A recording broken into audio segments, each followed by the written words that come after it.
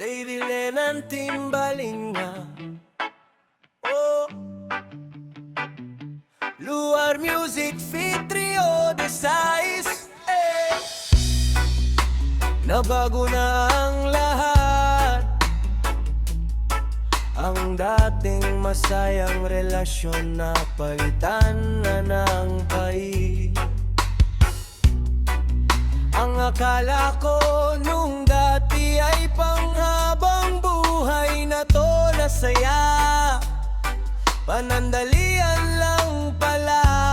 Bakit ba ganito ang buhay ng tao, kung saan ka nagseryoso at binuhos mo lahat ng naramdaman mong pagmamahal, saka pa biglang nagbago? Nagbago ka na ba talaga? O sadyang mahina lang akong umintindi sa mga sitwasyon ngayon na nangyari? Kung sakaling ayaw mo na sa'kin, pakiusap na lang o alagaan mo palagi ang iyong sarili. Alam ko naman na inalagaan mo sarili mo nung hindi pa naging tayo, pero sinasabi ko ito dahil ganyan palagi. Sinasabi ko nung masaya pa tayo, kahit masakit sa kalooban, pero akin pa rin iingatan ang mga masasayang alaala natin.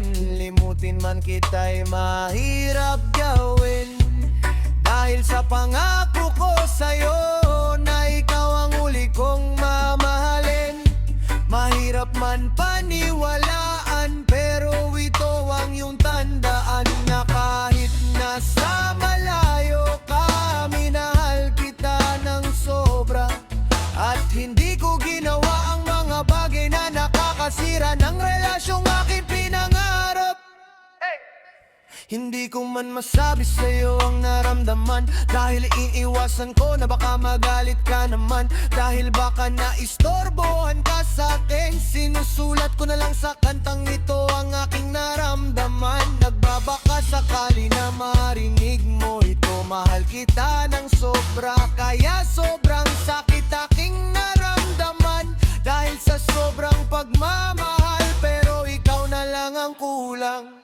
Nagbago ka na ba talaga?